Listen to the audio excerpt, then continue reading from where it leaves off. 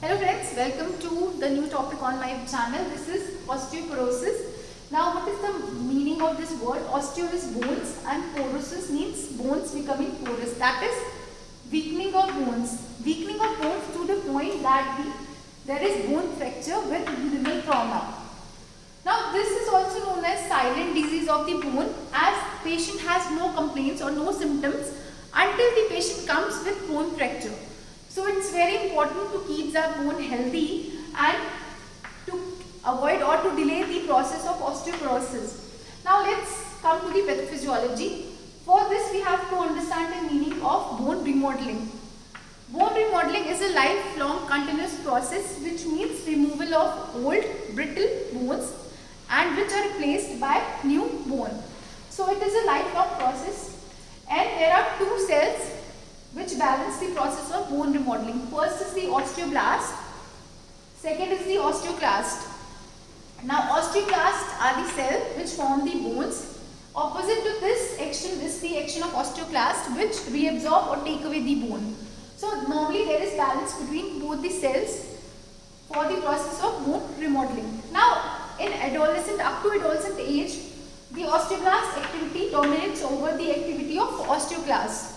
So we attain peak bone mass during adolescence, that is the bone density is maximum during adolescence, that is after 20 to 35 years of age we lose the bone density.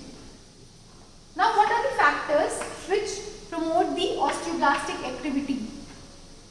First are the hormones, growth hormones for both males and females.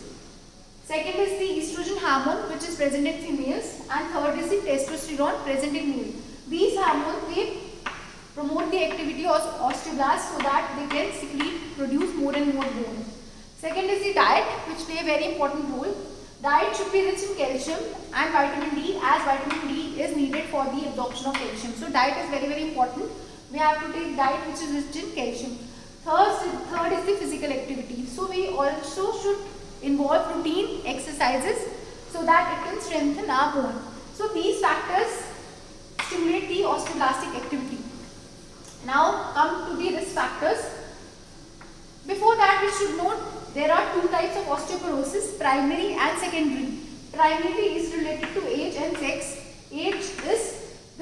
Related to age is also known as senile osteoporosis. After certain age there is obviously increase in the activity of osteoclast and decreased activity of osteoblast, so there is more bone reabsorption. Second is related to sex, which is also known as post-menopausal osteoporosis. That is in females, whenever there is decrease in the levels of estrogen, so it leads to more activity of osteoclast and decreased activity of osteoblast. Second, we talked about secondary osteoporosis. It is secondary to certain disease or secondary to certain drugs, like patients who use proton pump inhibitors or who use corticosteroids, they are more prone to osteoporosis. Secondary to certain endocrine disorders, like more and more cortisol in the body, more thyroid in the body, also known as hyperthyroidism, and more parathyroid hormone. These also leads to osteoporosis. Now last is the decreased physical activity or physical inactivity. If we sit for longer time or patient is immobilized, then it can also lead to osteoporosis. This bone remodeling process involves bone resorption and bone formation. We have already talked about it, and peak bone mass is attained in early adolescence, after which there is decline in the peak bone mass. What are the symptoms? Normally patient has no symptoms until there is bone fracture, and the most common site for the fracture is vertebra, followed by femur neck fracture, followed by wrist. How to diagnose? We have a DEXA scan, also known as dual energy X-ray absorptiometry test. In this test we detect the bone mineral density. So for osteoporosis to be diagnosed, there should be reduction in the bone mineral density by at least 2.5 standard deviation away from normal. How to treat? First are the drugs, bisphosphonates.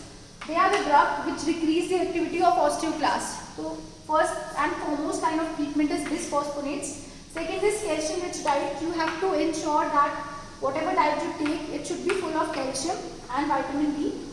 Third is exercise or physical activity. You should involve routine walking or routine exercise in your daily routine so that you strengthen your bones. So ultimately, osteoporosis is a term which means weakening of bone, which can lead to bone fractures.